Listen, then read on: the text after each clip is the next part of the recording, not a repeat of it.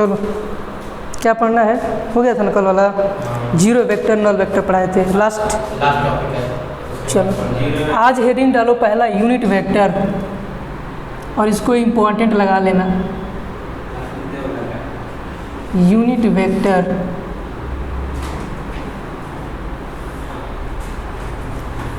इसका यूज बहुत ज़्यादा है, थोड़ा देखिए क्या है यूनिट वेक्टर।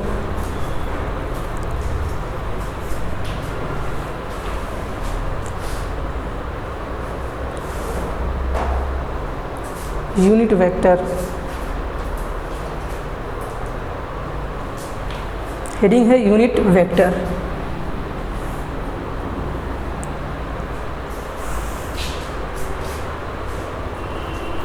पता है, देखो यूनिट वेक्टर का मतलब होता है कि इसका जो मैग्नीट्यूड होगा, एक ऐसा वेक्टर जिस वेक्टर का मैग्नीट्यूड क्या हो, यूनिटी हो। क्या हो? यूनिटी। यूनिटी मतलब वन हो। क्या हो? वन हो। तो यूनिट का नाम से ही पता चल रहा है कि इसका वेक्टर कितना होगा, वन। तो एक ऐसा वेक्टर जिसका मैग्नीट्यूड क्या हो, वन हो। क्या हो? वन हो। और इसका मेन पर्पज जो होता है यूनिट वेक्टर का, मेन पर्पज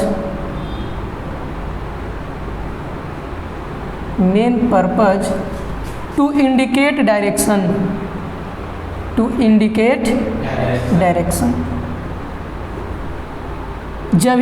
जब कभी भी आपको यूनिट वेक्टर का नाम आपके कानों तक सुनाई देगा, तो उस यूनिट वेक्टर का मतलब होता है कि कहीं ना कहीं अब डायरेक्शन की बात हम लोग करेंगे। तो यूनिट वेक्टर का वैसा वेक्टर जिसका मैग्नीट्यूड क्या हो, वन हो, और उसका मेन पर्पज होता है डायरेक्शन को इंडिकेट करना। ठीक है, अब देखिए, तो सबसे पहले इसका डिफिनीशन लिख लेते हैं, फिर आगे बढ़ते हैं। लिखिए यूनिट वेक्टर का definition. A vector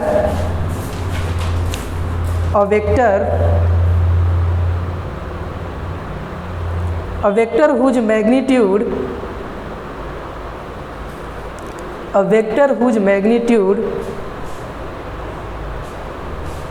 is equal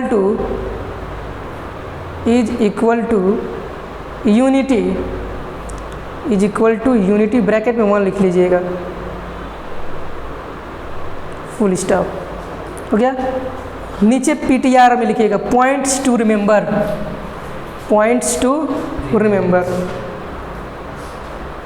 लिखिएगा।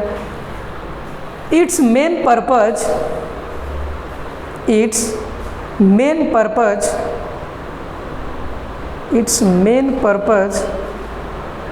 To indicate direction of given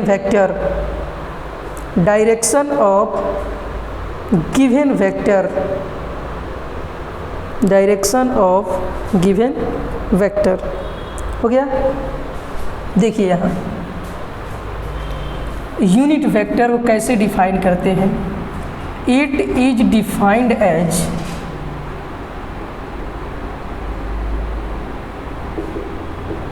जैसे देखिए, एक हमारा कैपिटल ए लेते हैं और एक हमारा ये क्या है, वेक्टर ए है। क्या है? वेक्टर ए है। ठीक, अगर आपको किसी भी वेक्टर का अगर फुल इंफॉर्मेशन चाहिए, तो आपको दो चीज़ तो नेसेसरी कंडीशन होना चाहिए। पहला, उसके पास मैग्नीट्यूड होना चाहिए, और मैग्नीट्यूड के साथ साथ क्या होना चाहिए, डायरेक्शन होना चाहिए। तो ये हमारा वेक्टर ए को डिफाइन करना है, तो सबसे कंडीशन इसकी क्या होना चाहिए, वेक्टर ए का मैग्नीट्यूड होना चाहिए। इस वेक्टर ए का क्या होना चाहिए, मैग्नीट्यूड, और इसमें इसी के साथ सटा होना चाहिए डायरेक्शन, जिसको हम रिप्रेजेंट करेंगे ए कैप से।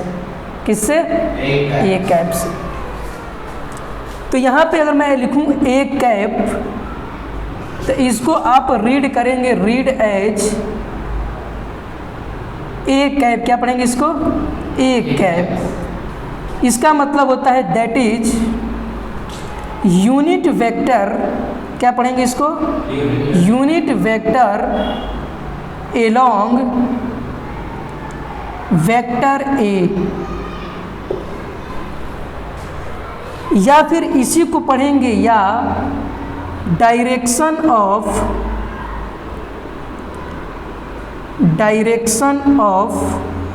वेक्टर एलोंग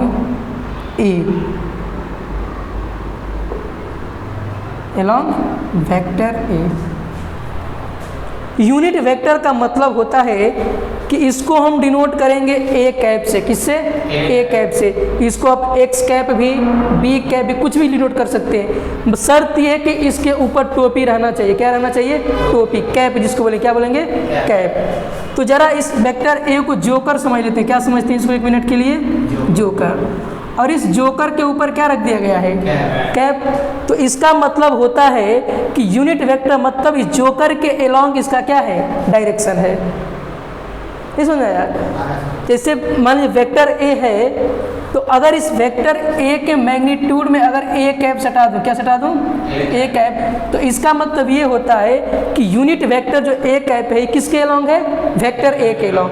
मतलब ये बताएगा डायरेक्शन वेक्टर ए के एलोंग। ए कैप का मतलब क्या हो गया?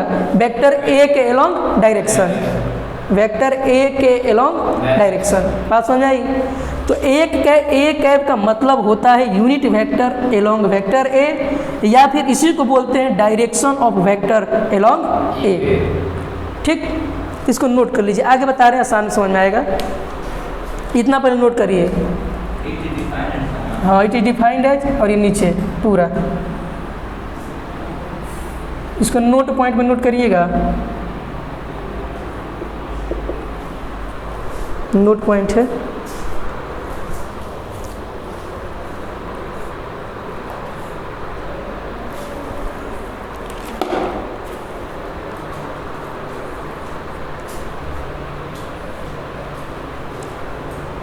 इसको एक इम्पोर्टेंट लगा लीजिए, एग्जाम में आता है ये क्वेश्चन, यूनिट वेक्टर, और इसका आगे यूज भी है।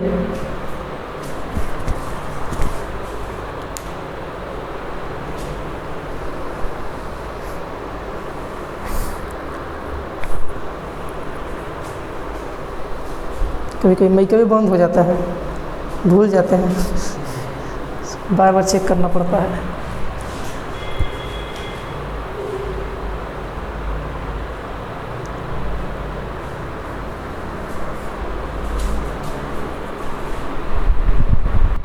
चलो बेटा इसको ना, तो ये है आपका यूनिट वेक्टर। अब लिखिए जरा सो PTR में, फिर लिखिए। ये सब चीज़ें आपको याद रहना चाहिए, पॉइंट्स टू रिमेंबर। देखिए क्या है, पहले समझ लीजिए फिर लिखिएगा। कन्वेंशनली ये देखा गया, कन्वेंशनली क्या है? कन्वेंशनली माना गया चीज़ है ये। कन्वेंशनली ये देखा गया कि फिजिक्स में आपको 3 तरीके के यूनिट वेक्टर पढ़े जाते हैं। कितने वेक्टर के? 3 तरीके के। सबसे पहला वेक्टर आता है आपका आई कैप। क्या होता है? आई कैप। और दूसरा वेक्टर होता है आपका जे कैप, और तीसरा वेक्टर होता है आपका के कैप। आई कैप, जे कैप और के कैप। आई कैप, जे कैप, और ये हो गया हमारा के कैप। आई कैप जो होता है ये एलोंग होता है, आई कैप, जे कैप, के कैप, वो एरो है, ये डिनोट करने के लिए ऐसे डिजाइन है ये। आई कैप जो हो ये होता है एलोंग पॉजिटिव एक्स एक्सिस। क्या होता है? Positive x axis, positive x axis. और ये जे कैप होता है, ये होता है एलोंग पॉजिटिव वाई एक्सिस। और ये होता है के cap along positive Z axis. Positive Z छोड़ देंगे। चलो, तो आई कैप जो होता है ये पॉजिटिव एक्स एक्सिस के एलोंग होगा, और जो जे कैप होगा ये किसके एलोंग होगा? वाई एक्सिस के एलोंग, और जो के कैप होगा ये एलोंग जेड एक्सिस। तो 3 तरीके के आपको यूनिट वेक्टर पढ़ना है, आई कैप, जे कैप, के कैप। तो आई कैप, जब भी आपको आई कैप दिखेगा मतलब वो वेक्टर किसके एलोंग जाएगा? एक्स एक्सिस के एलोंग। सही है, के कैप पॉजिटिव जेड एक्सिस, क्या हुआ एक्स एक्सिस वाई एक्सिस का परपेंडिकुलर जेड एक्सिस, ये समझ आया? बना रहे हैं, परेशान हो गए आप। तो के कैप जो है अधिकतर इसी दोनों का यूज होता है, जेड एक्सिस में ज़्यादा यूज नहीं होता है। के कैप आप लोग डायरेक्शन डिनोट करेंगे, पढ़ाएंगे आपको आगे, धीरे धीरे चलिए सब समझ में आएगा। तो आई कैप जो है एक्स एक्सिस के लॉन्ग और जे कैप आपका वाई एक्सिस, जेड है आपका एक्स एक्सिस के लॉन्ग। जैसे देखिए इसको कैसे लिखेंगे, जैसे ये मान लीजिए एग्जाम्पल है आपका वेलोसिटी ऑफ पार्टिकल 20 मीटर पर सेकेंड, 20 मीटर पर सेकेंड साउथ। ऐसे आपको आएगा करके कि वेलोसिटी है पार्टिकल की, जो वेलोसिटी है वो 20 मीटर पर सेकेंड किसके लॉन्ग है, साउथ के लॉन्ग। किसके लॉन्ग, साउथ के लॉन्ग। तो इसको क्या लिखेंगे, वेलोसिटी आपकी एक वेक्टर क्वांटिटी होती है, इसका मैग्नीट्यूड आपको दे रखा है 20 मीटर पर सेकेंड और इसका डायरेक्शन कहाँ है आपका, साउथ। तो इसको हम डिनोट करेंगे माइनस जे कैप से। पूछिए क्यों? जे कैप के लिए आप पॉजिटिव वाई एक्सिस लेंगे तो नॉर्थ में जाएंगे और उसी निगेटिव अगर कर देंगे उसको जे कैप को माइनस ए जे, तो कहाँ चले जाएंगे, साउथ के लॉन्ग। आई बात समझ में? तो पूरा इन्फॉर्मेशन ये हो गया वेलोसिटी का। और इसी को हम लिख सकते हैं और 20 मीटर इसे लिख सकते हैं माइनस 20 जे कैप, ऐसे भी लिखा जा सकता है। हाँ, माइनस 20 जे कैप। आपसे वेलोसिटी पूछेगा तो आप नेट निकाल के जिधर आपका एरो जाएगा वहाँ आप निकालेंगे माइनस 20 जे कैप। अभी आपको सिर्फ रिप्रेजेंटेशन बता रहे हैं कैसे कैसे करेंगे, न्यूमेरिकल आपको आएगा तो समझ में आएगा। अभी इतना ध्यान दीजिए, नोट कर लीजिए इसको। ये समझ में आया है ना, आई जे के कैप। तो जे कैप क्या बता रहा है, इस वेलोसिटी भी वेक्टर का डायरेक्शन, कहाँ वेक्टर जा रहा है, ठीक ना।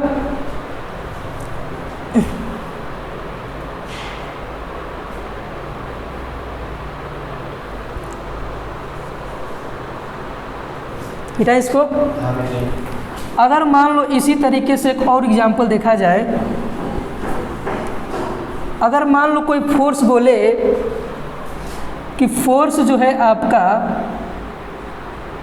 20 न्यूटन ईस्ट में लग रहा है, तो इसको अगर रिप्रेजेंट करना हो तो क्या लिखेंगे, एफ वेक्टर 20 न्यूटन और इसको क्या लिख देंगे, आई कैप। आई कैप, सिर्फ आई कैप लिखेंगे, पॉजिटिव भी समझ में आएगा। तो इसको लिख सकते हैं F is equal to 20 i cap.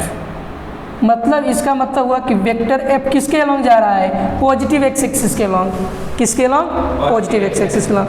अभी मैंने बताया कि आपको आई कैप कहीं भी दिखे मतलब वो वेक्टर का डायरेक्शन कहाँ है, एक्स एक्सिस के अलॉन्ग। अब क्लियर है? चलिए अब कुछ क्वेश्चन देते हैं, लिखिए जरा।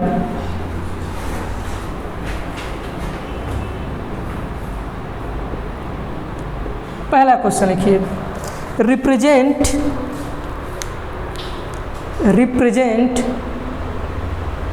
these vectors on the coordinate system,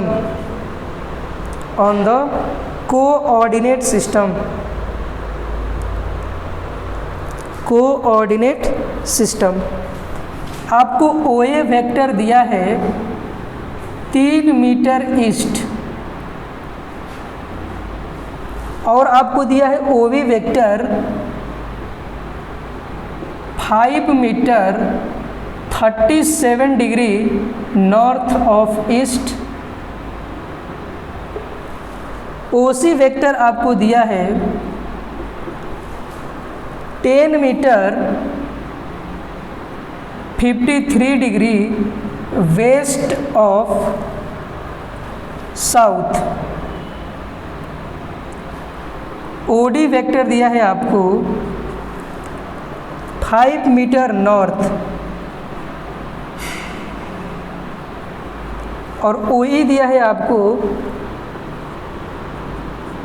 OE दिया है आपको 15 metre 30 degree north of west. इन सारे वेक्टर को आपको कोऑर्डिनेट सिस्टम में क्या करना है, रिप्रेजेंट करना है। बताए थे आपको कैसे रिप्रेजेंट करते हैं वेक्टर को, तो आप अपने हिसाब से करिए इसको ड्रॉ, ठीक है, ड्रॉ करिए। देखो जैसे हमको कोऑर्डिनेट सिस्टम में ड्रॉ करना है, कहाँ ड्रॉ करना है, कोऑर्डिनेट सिस्टम में। तो सेंटर पे आपका क्या हो जाएगा, O। सबसे पहला वेक्टर आपको दिया है OA वेक्टर 3 मीटर ईस्ट, मतलब आपको 3 मीटर मैग्नीट्यूड है और ईस्ट उसका क्या है, डायरेक्शन है। तो आप यहाँ से OA अपने हिसाब से मान लीजिए 3 मीटर कहाँ गए, एरो ईस्ट में गए, कहाँ गया, ईस्ट में। एरो डायरेक्शन बता दिया, तो ये हो जाएगा आपका OA। क्लियर है। अब दूसरा दिया है OB vector 5 metre north of east, east से नॉर्थ की तरफ। तो OB आपको दिया है 5 मीटर, कहाँ दिया है, 5 मीटर, और इधर कहीं जाएगा आपका 37 डिग्री। ये हो जाएगा आपका OB वेक्टर। चलो 37 की दिक्कत नहीं है, छोटा ही कर लो, क्या दिक्कत है, मतलब इसी के बीच में मिलेगा तो हम बना दिए इसे, ऐसे ले लो। ये हो जाएगा 37 डिग्री। कहाँ वेक्टर जा रहा है, ये ईस्ट से नॉर्थ की तरफ। तीसरा वेक्टर दिया है आपको 10 मीटर साउथ से वेस्ट, तो ये हो जाएगा ईस्ट, वेस्ट, नॉर्थ, और ये हो जाएगा साउथ। तो हमको कहाँ से कहाँ जाना है, साउथ से वेस्ट जाना है, और 53 डिग्री पे जाना है। कहाँ जाना है, 53 डिग्री पे, यानी ये वेस्ट से कहाँ चलेगा, वेस्ट साउथ से वेस्ट है ना, नहीं, साउथ से वेस्ट जाएगा, तो साउथ से वेस्ट 53 डिग्री। और एरो की लेंथ कितनी हो गई, 10 मीटर। अब ये हो जाएगा OD वेक्टर 5 मीटर, कहाँ जाएगा आपका, हाँ किसका, ये वाला, अच्छा ये हो जाएगा 5 मीटर। ये OB हो गया, और ये हो गया हमारा OC वेक्टर, और ये हो गया OD वेक्टर। अब बचा है आपका O और E वेक्टर। 15 मीटर वेस्ट से नॉर्थ कितने डिग्री है, 30 डिग्री पे, तो इधर मान लो 30 डिग्री कहाँ जाएगा, वेस्ट से नॉर्थ की तरफ। और ये है हमारा OE वेक्टर, लेंथ कितना है इसका, 15 मीटर। इस तरीके से आप कोऑर्डिनेट सिस्टम में OD का लेंथ 5 मीटर, यहाँ से यहाँ 5 मीटर। चलो इसी तरीके से आपको क्या करना है, कोऑर्डिनेट सिस्टम में ड्रॉ करना है। अब समझ आ रहा है कैसे ड्रॉ करना है। तो आप एक अनुमान से खींच दीजिए कि 37 मीटर आपको एग्जामिनर काटेगा नहीं नंबर, ये ठीक ना। आप कंपास लेकर मत खींचिएगा कि कंपास में 37 डिग्री बनाए ना। ये देखो सिखा रहे हैं आपको, ठीक ना, ये आपको सीधा सीधा नहीं पूछेगा, ठीक ना। ये अभी आपको सिखा रहे हैं प्रोसेस, कैसे सीखना है, अभी कैसे यूज करेंगे इसका। हाँ ये सब चीज़ न्यूमेरिकल में है आपको। जब आप इन सब चीज़ों को जानते हो, कभी जब रिलेटिव वेलोसिटी पढ़ाएंगे आपको, ये पिछली बार काट दिया था इसको सिलेबस से, रिलेटिव वेलोसिटी को। अब इस पर चेक करना पड़ेगा सिलेबस, क्योंकि रिलेटिव वेलोसिटी पढ़ाने में बड़ा तकलीफ़ होती है टीचरों को, इसलिए एनसीईआरटी बुक से हटा दिया। इस बार नहीं हटे, क्योंकि आप लोग ब्रिलियंट स्टूडेंट आ गए हैं ना, आप लोग पढ़ लेंगे इस बार। हाँ तुम लोग साथ सब रहेगा। अरे हम लोग बहुत पढ़ने वाले बच्चे हैं, तो आप लोग इसीलिए आप सब पढ़ना। आप लोग को प्राउड फील होना चाहिए कि हम लोग भी ऐसे बंदे सब सिलेबस पढ़ते हैं। किसी में हिम्मत है जो पूरा पढ़ के दिखा दे ना जी।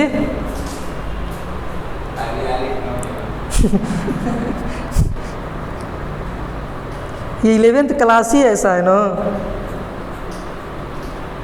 अभी लोग पहचानेंगे आपको, 10 दिन आएंगे, 5 दिन, तो 5 दिन अभी फलाना किया जाएंगे, तो 10 दिन ही जा जाएंगे, तब जज न करेंगे। ज़रूरी भी है सब चीज़ें ना जी।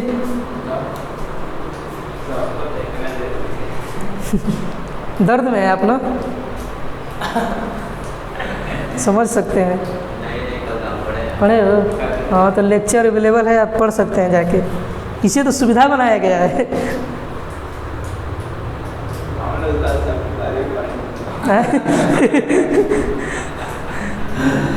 जो मज़ा यहाँ है घर पे मज़ा आता जी, जो क्लास में फीलिंग आएगी ना वो कहीं फीलिंग नहीं आएगी। समझ सकते हैं आप?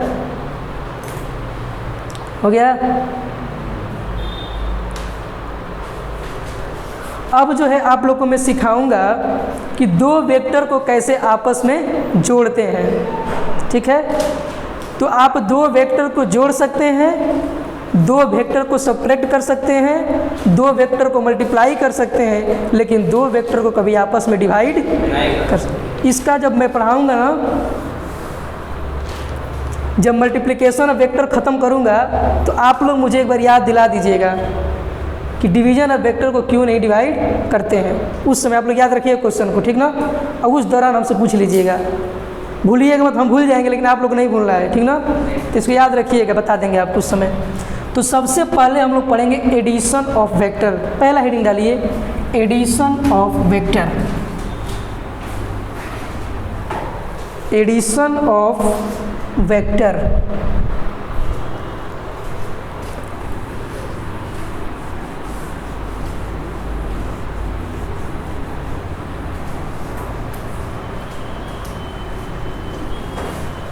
इसमें आपको 3 मेथड पढ़ना है एडिशन ऑफ वेक्टर में।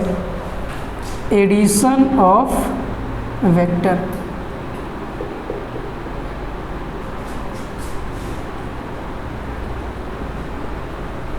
सबसे पहला मेथड इसमें आपको पढ़ना है वो है आपका ग्राफिकल मेथड। क्या है? Graphical method. और दूसरा इसमें आपको पढ़ना है एनालिटिक मेथड। क्या पढ़ना है? Analytic method. और तीसरा आपको पढ़ना है कंपोनेंट मेथड। क्या पढ़ना है? Component method. कंपोनेंट मेथड, ठीक। ग्राफिकल मेथड को और हम नाम से जानते हैं हेड टेल मेथड। क्या इसको बोलेंगे? Head tail method. और एनालिटिकल मेथड को एक नाम से जानते हैं जिसको बोलते हैं ट्रायंगल रूल। क्या बोलते हैं? Triangle rule. और इस कंपोनेंट मेथड को कहते हैं अलजेब्रिक मेथड। क्या बोलते हैं? Algebraic method. इतनी अपनी कॉपी में इंफॉर्मेशन पहले नोट करिए। दो वेक्टर को ऐड करने के 3 तरीके, graphical, analytical, component, head tail, triangle, algebraic method.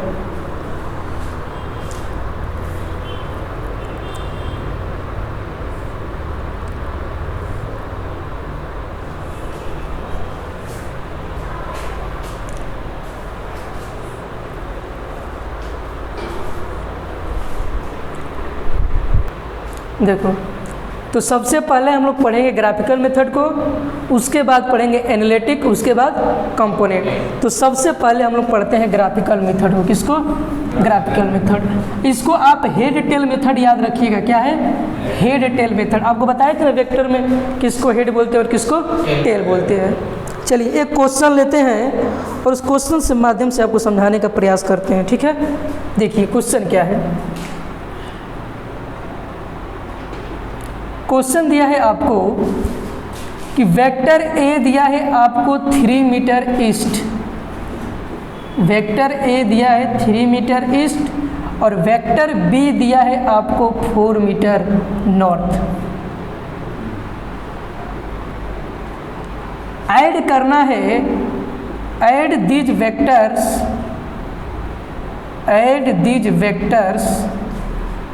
By head tail method, by head tail method, ठीक। आपके पास 3 मेथड मैंने बताया दो वेक्टर को ऐड करने के। सबसे पहला आपको ग्राफिकल एंड जिसको बोलेंगे हेड टेल, और दूसरा मेथड है आपका एनालिटिक जिसको बोलेंगे ट्रायंगल रूल, और तीसरा वेक्टर है आपका कौन सा कंपोनेंट जिसको बोलेंगे हम अलजेब्रिक रूल। 3 क्लियर है जो वेक्टर को जोड़ने का।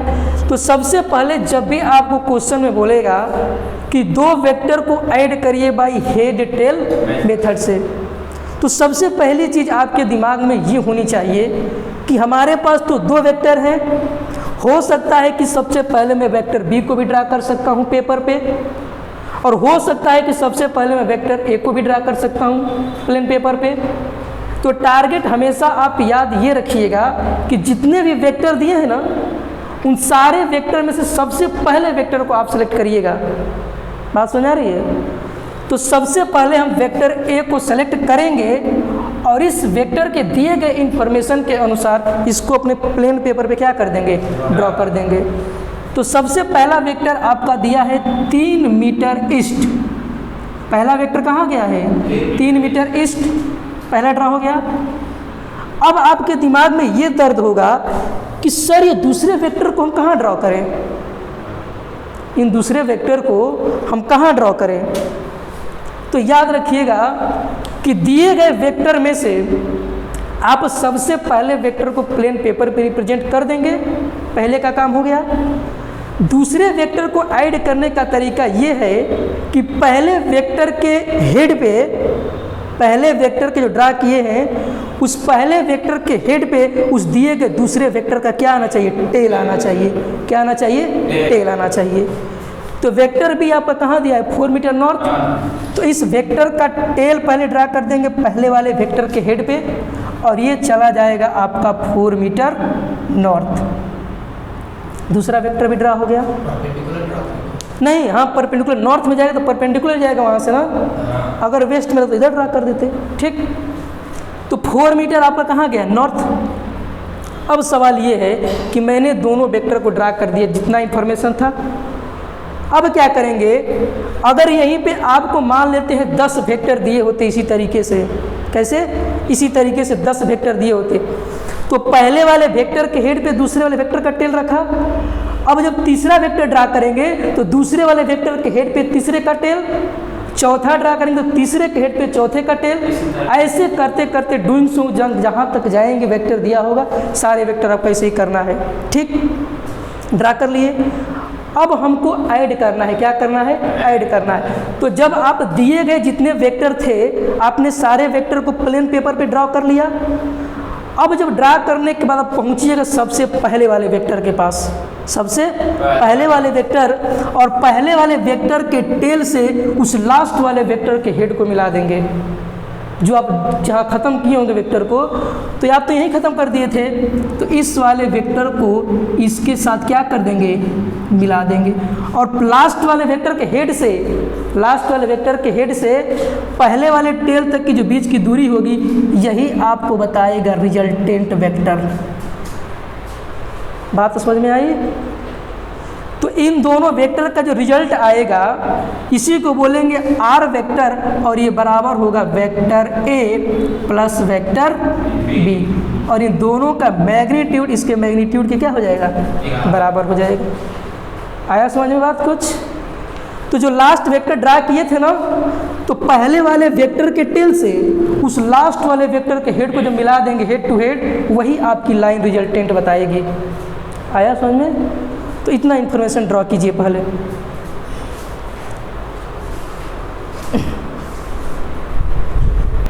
हो गया बेटा इसको ना? चलो अब कुछ क्वेश्चन देते हैं, जरा करो तो अपने से।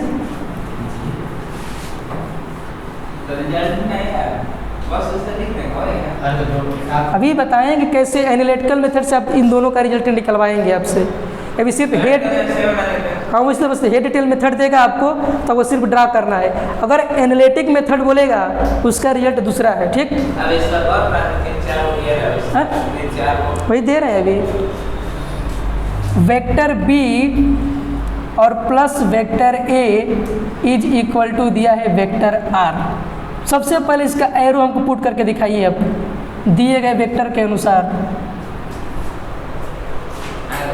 जैसे वो आया था ना vector A plus vector B equal to R, तो सबसे पहले वेक्टर बी अब दे दिया प्लस ए और इसका आर, इसको कैसे ड्रॉ करेंगे वेक्टर हेड टेल से?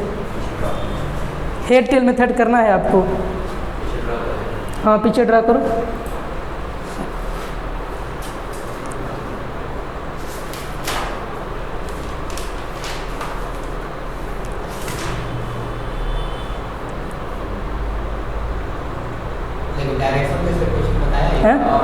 वही डायरेक्शन ले लीजिए जो पहले वाला था।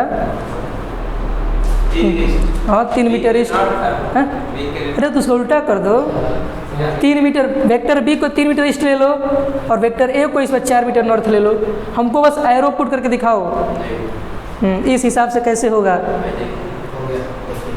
वेक्टर बी वेक्टर यहाँ सही है, vector R is equal to vector B plus vector, इसका रिजल्टेंट ड्रा करो। पहले वाले वेक्टर के टेल से लास्ट वाले वेक्टर क्या मिला देंगे? हेड।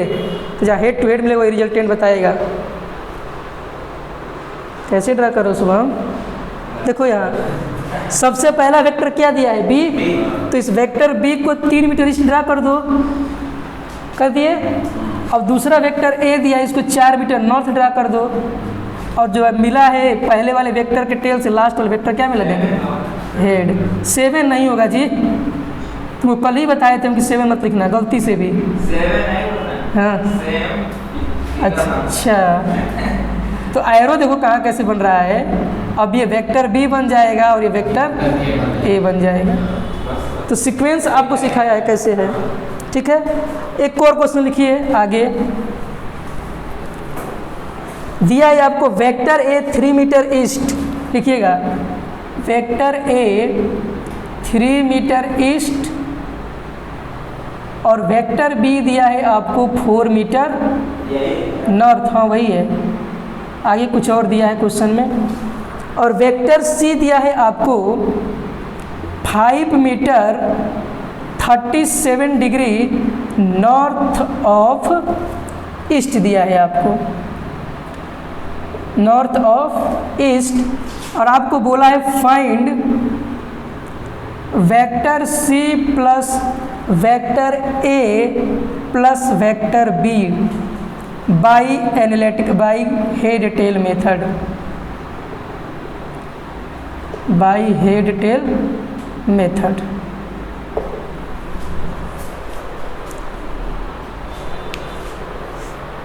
इस सीक्वेंस को याद रखिएगा, किसको पहले ड्रा करना है, ठीक ना। तो आपको दे दिया यही सीक्वेंस, सबसे पहले ड्रा किसको करेंगे? सी को।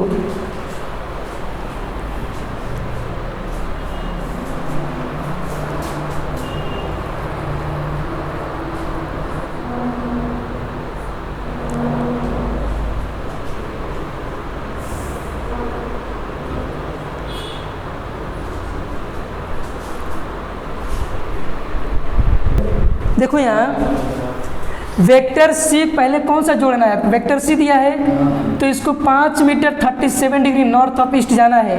तो आप अनुमान लगा सकते हैं कि वेक्टर सी होगा और ये 5 मीटर इधर कहीं जा रहा होगा। 5 मीटर ऐसे बन रहा हो कि नहीं, ऐसे कुछ एक्स एक्सिस मान लेते इसको ओरिजिन है। तो 5 मीटर 37 डिग्री कहाँ चला गया? नॉर्थ ऑफ ईस्ट, ईस्ट से नॉर्थ की तरफ गया। अब दूसरे वेक्टर को ड्रा करना है 3 मीटर, वेक्टर ए है ना, तो यहीं से ड्रा कर देंगे 3 मीटर ईस्ट गया। और वेक्टर बी दिया है 4 मीटर आपको नॉर्थ। तो इस वाले वेक्टर से इस वाले वेक्टर का जो टेल है यहाँ पे से क्या कर देंगे? मिला देंगे। और ये जो रिजल्टेंट है, ये जो रिजल्टेंट है ये आपका ये पॉजिटिव एक्स एक्सिस से मान लेते कितना एंगल? अल्फा एंगल बना रहा होगा। कितना एंगल बना रहा है? Alpha angle.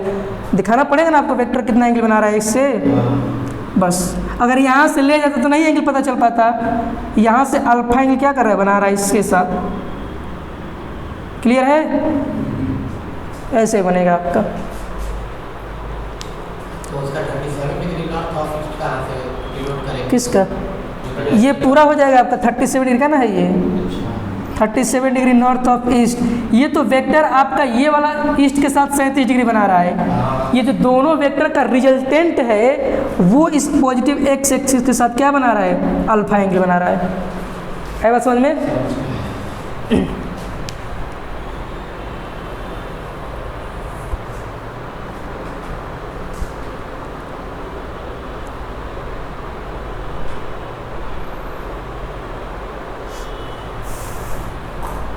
हो गया।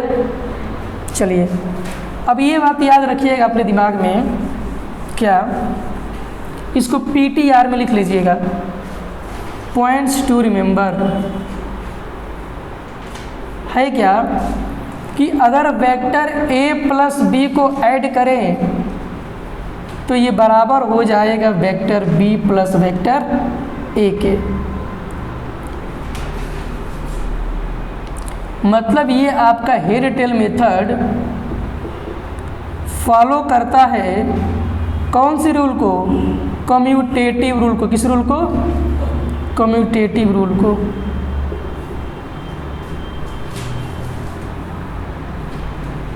Follow commutative rule.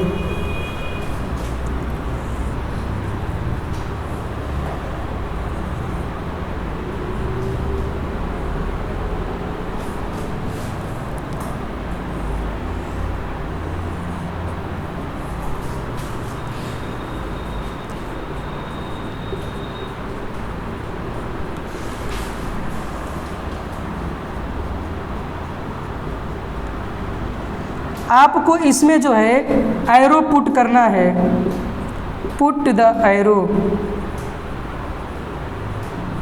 इस इंफॉर्मेशन के हिसाब से आपको दिए गए फिगर में क्या पुट करना है? एरो पुट करना है। पुट करिए।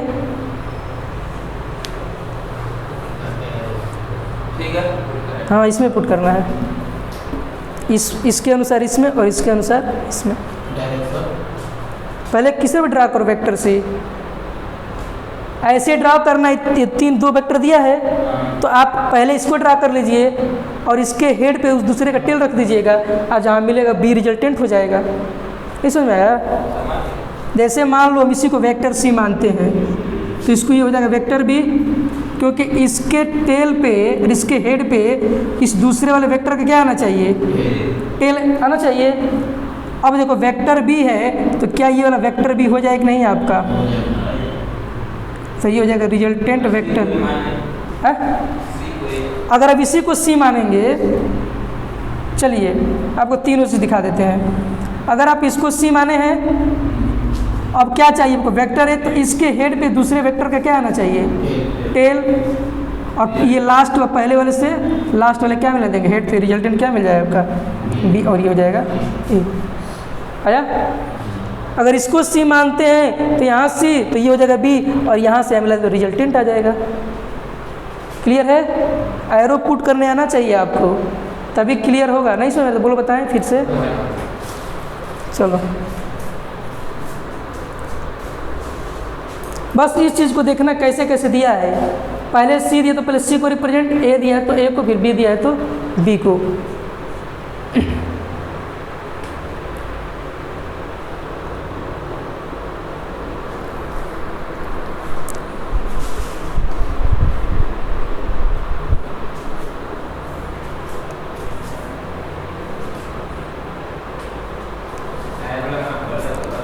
हाँ, गलती हो जाएगा। पूरा एरो वेक्टर का मतलब क्या हुआ?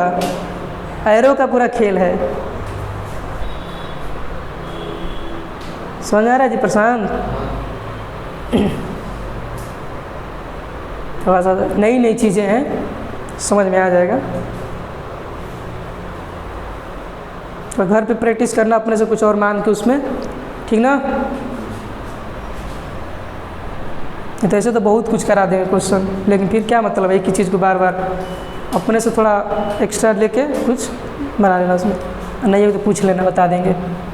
ठीक है, आगे चलें। हाँ? उसको बुक को मत पढ़ो, बुक को भूलो अभी तुम, सब समझ में आएगा। वो थोड़ा अभी रिदम कहाँ पकड़े, अभी तो शुरुआत ना हुआ है। देखो NCERT बुक सीधा हाई लेवल उठाती है, समझ रहे हो? तो NCERT ना हम पढ़ पाएंगे ना आप पढ़ पाएंगे, ठीक है? तो टॉपिक वाइज पढ़ते जाएंगे, सब आपको मिलता जाएगा उसमें।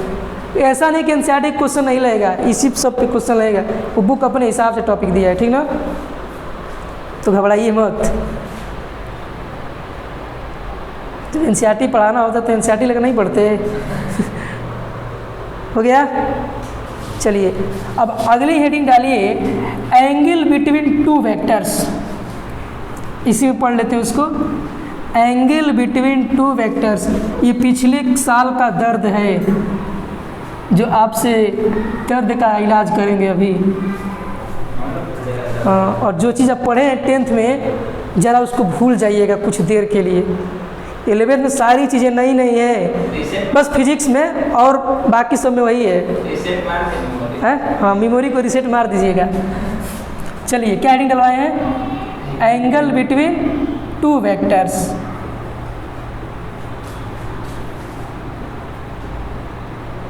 Two vectors. चलिए देखिए यहाँ पे ये है हमारा, मान लेते हैं वेक्टर ए। क्या है? वेक्टर ए है। और एक है हमारा यहाँ से ऐसे वेक्टर बी, और ये है एंगल क्या है? थीटा। तो इन दोनों वेक्टर के बीच में एंगल क्या है? थीटा। ये भी जानते हैं आप। चलिए कुछ आगे बताते हैं आपको। ये है आपका वेक्टर ए और ये है आपका वेक्टर बी। आप बोलेंगे इनके बीच का एंगल कितना डिग्री है? 90 डिग्री। क्या है? 90 डिग्री। दोनों वेक्टर एक दूसरे के परपेंडिकुलर हैं तो उनके बीच में एंगल कितना होगा? 90 डिग्री ना होगा? नहीं समझ पाए? अब ज़रा देखो इसमें क्या है। ये तो थी आपकी मैथ के जो आप ट्रिग्नोमेट्री पढ़े थे वहाँ तक का खेल। अब हम ले चलते हैं अपनी दुनिया में, फिजिक्स की दुनिया में। चलिए सिखाते हैं आपको। देखिए जब भी आपको दो वेक्टर के बीच एंगल फाइंड करना हो, दो वेक्टर के बीच एंगल आपको यदि फाइंड करना हो तो ज़रा देखिए इस चीज़ को। ये है हमारा वेक्टर ए और ये है हमारा वेक्टर बी। तो इस वेक्टर ए का डायरेक्शन कहाँ है? ईस्ट में है। और इस वेक्टर का डायरेक्शन आपका कुछ थीटा एंगल पे है। तो इन दोनों के बीच का एंगल कैसे बता पा रहे हैं? इसका डायरेक्शन ये है। अगर ये वेक्टर आपका ख़त्म नहीं होता यहाँ पे तो इस वेक्टर का डायरेक्शन उधर जाता और इस वेक्टर का डायरेक्शन आपका किसी एंगल पे गया है। तो इनके बीच का जो एंगल बन रहा है कितना है? थीटा है। अब ज़रा यहाँ पे मैं ड्रा करता हूँ इसके बीच। और एक वेक्टर हमारा ऐसे है,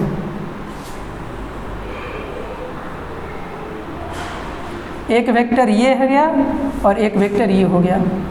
अब इनके बीच में आप बोलेंगे कि एंगल ये हो गया, बोलेंगे ना एंगल ये होगा। तो आप हमेशा जब भी फिजिक्स पढ़िएगा इस चीज़ को आप भूल जाइएगा, ये एंगल नहीं होगा इसके बीच।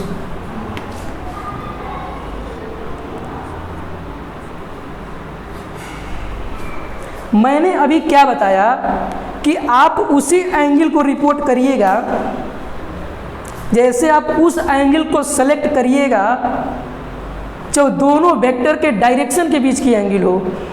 दो वेक्टर के जो डायरेक्शन है उसके बीच को एंगल को आप हमेशा सेलेक्ट करिएगा। जैसे क्या है, इस वेक्टर का डायरेक्शन ये है कि नहीं है? है। और इस वेक्टर अगर ख़त्म नहीं हो तो इसका डायरेक्शन कहाँ जाता? तो अब इन दोनों के बीच का एंगल ये बनेगा और ये कहलाएगा थीटा डिग्री। समझ में आया कोई चीज़? है?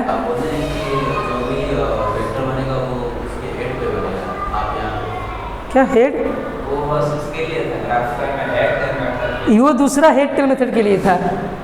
मैंने आपको ये बताया कि जब भी दो वेक्टर के बीच आपको एंगल चाहिए तो वेक्टर के पास क्या होता है? डायरेक्शन होता है। तो उसके डायरेक्शन जिधर रिट्रेस करेगा डायरेक्शन, उस वाले एंगल को आप रिपोर्ट करिएगा। जैसे ये वेक्टर गया था इधर तो इसका डायरेक्शन वो था, और ये वेक्टर अगर ख़त्म नहीं हुआ होता तो इसकी डायरेक्शन यही थी। तो इसके बीच की डायरेक्शन और इस वेक्टर वाली बीच की डायरेक्शन को रिपोर्ट करिएगा, वही एंगल कहलाएगी दोनों वेक्टर के बीच की। ये मैथ की थी, ये फिजिक्स की वेक्टर है। आया समझ में? ये आप इस जगह पे सही है, मैं नहीं कहता गलत है आप, लेकिन ये वेक्टर का खेल है तो डायरेक्शन के हिसाब से आप एंगल पुट करेंगे यहाँ पे। और वहाँ तो आप दो सिर्फ लाइन खींचते रहते, पाइथागोरस लगा दे रहे थे, काम हो जा रहा था आपका। लेकिन यहाँ पे क्या करना है आपको? दो वेक्टर के बीच जो डायरेक्शन होगी उस डायरेक्शन के बीच बनने वाली एंगल को आप रिपोर्ट करेंगे। समझ में आ रही बात? चलिए इसको बना लीजिए थोड़ा सा, फिर आगे बढ़ाते हैं। तो यहाँ पे लिख लीजिएगा रिपोर्ट या सपोर्ट दैट एंगल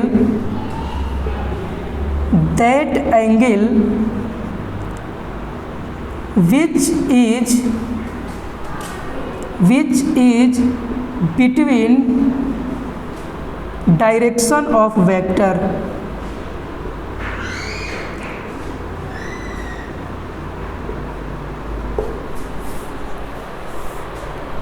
कुछ नई चीज मिला आपको? ये वेक्टर का खेल है। इसमें वो हेड वाला मतलब फॉलो नहीं करेगा, हैं? करेगा फॉलो इसमें। अभी एनालिटिकल पढ़ेंगे जब ना, तो उसके लिए एंगल का जिक्र अभी कर दिए हैं आपको, और जब एनालिटिकल पढ़ लेंगे तो आपको पूरी तरीके से इंफॉर्मेशन क्लियर हो जाएगा। ये सही है आपका, इसका डायरेक्शन ये है और इसका डायरेक्शन ये है, तो दोनों डायरेक्शन के बीच रिपोर्ट एंगल यही ना बनेगी। किसने? तो देखो हेड टेल से क्या मतलब, देखो ये एंगल गई है इधर और ये वाला इधर गया। अगर इसी वेक्टर को मैं पैरेलल इधर शिफ्ट कर दूं तो ये यहाँ नहीं आ जाएगा। अगर इसी वेक्टर को पैरेलल शिफ्ट करें, इसका मैग्नीट्यूड भी नहीं चेंज होगा, डायरेक्शन भी चेंज नहीं होगी, तो दोनों वेक्टर अभी तो बराबर ही थे ना। ये आपका वेक्टर, दो वेक्टर सही बनाया, इसका डायरेक्शन इसका डायरेक्शन रिपोर्ट करेगा, एंगल कितना बनेगा? थीटा। है समझ में? वो सही है आपका, क्योंकि दोनों वेक्टर के बीच एंगल रिपोर्ट कर रहा है। ये भी तो दोनों वेक्टर ही हैं। ये हुआ क्या है कि वेक्टर यही जा रहा था, बेंड हो गया इस तरीके से तो मतलब ये क्या होता है ना कि इसका ये वाला यहाँ होना चाहिए हेड ना, कि टेल यहाँ होना चाहिए, तो ये वेक्टर सीधा निकल जाता है इधर, और ये वेक्टर, तो यहाँ क्या हुआ कि ये वेक्टर दूसरा यही टेल ही से निकल गया है, और एक वेक्टर इधर, तो दो वेक्टर ये भी तो बन रहे हैं। तो दो वेक्टर के बीच दोनों डायरेक्शन ये है, तो इनके बीच का एंगल क्या करेगी, यही रिपोर्ट करना है। क्या हुआ?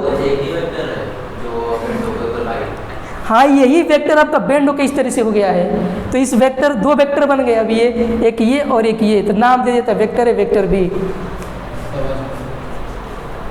ये नई चीज़ इसलिए आपको थोड़ा दिक्कत करेगा। हाँ, दर्दनाक है। यही गड़बड़ हुआ था पिछली वाले बैच में। ये सब यहाँ एंगल मान सब चले आए थे और एंगल को दूसरा बना दिए थे। आता है कभी कभी। देखो जो जो चीज़ अभी बता रहे सबका यूज आगे करना है, इसलिए मैं बता रहा हूँ अभी, ठीक है? हाँ, तो बस सीखिए, आप सीखते जाएंगे, आपको आगे आने वाले, अभी हेड टेल मेथड समझ में आ गया, सिखाते आ रहे थे आपको, ये भी समझ में आ जाएगा, ठीक है? आगे चले, चलिए।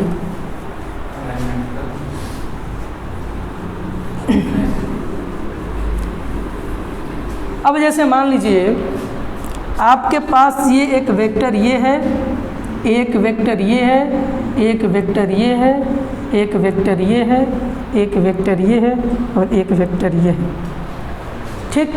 अब एंगल बताइए कहाँ कहाँ बनेगा, मैं बताता हूँ, ध्यान से दीजिए। ये वाला वेक्टर है और एक ये वेक्टर है, तो अगर ये वेक्टर आपका सीधा रिपोर्ट कहाँ करेगा, डायरेक्शन इसका ये है, और इस वाले वेक्टर का डायरेक्शन रिपोर्ट कहाँ है, ये है, तो इनके इस वाले और इस वाले डायरेक्शन के बीच की एंगल यही है, तो ये आपका बनेगा क्या, थीटा। आ रहा है समझ में? ठीक। अब इस वाले वेक्टर को देखिए और इस वाले वेक्टर को देखिए, ठीक? इस वाले वेक्टर का डायरेक्शन ये है और इस वाले वेक्टर का डायरेक्शन कहाँ है, ये है, तो इस वाले वेक्टर के बीच का एंगल क्या बनेगा, ये वाला बनेगा, और इसमें वाला ये बन जाएगा आपका। समझ आ रहा है? हाँ? अब यहाँ देखिए ये वाला वेक्टर का डायरेक्शन इधर हो गया, अब इस वाले वेक्टर का डायरेक्शन कहाँ है, ये, तो ये एंगल रिपोर्ट करेंगे आप इसको, इस वाले का डायरेक्शन इधर, इस वाले का डायरेक्शन इधर, तो आप इस वाले एंगल को क्या करेंगे, रिपोर्ट। और ये वाला डायरेक्शन, इस वेक्टर का डायरेक्शन ये गया और इस वेक्टर का डायरेक्शन, तो एंगल इसको आप रिपोर्ट करेंगे। आया समझ में? तो दो वेक्टर के बीच का जो डायरेक्शन होगा, उस डायरेक्शन के बीच जो एंगल बनेगी वो कहलाएगा आपका एंगल बिटवीन टू वेक्टर्स। आया? तो आप हमेशा एंगल को देखिएगा, दो वेक्टर को, इसके जैसे दो वेक्टर है तो इसके एंगल थोड़ा बढ़ा दीजिए, रिपोर्ट कर दीजिए उसको, और इसको भी थोड़ा रिपोर्ट कर दीजिए। हाँ, रिपोर्ट करके देख लीजिएगा उसको, तो वो लिखवाए थे, रिपोर्ट या support that vector which is direction between two vectors. समझ आया? चलिए, तो आज का क्लास यहीं पे ओवर करते हैं, ठीक है? और कल से आपको पढ़ाएंगे एनालिटिकल मेथड, ठीक है?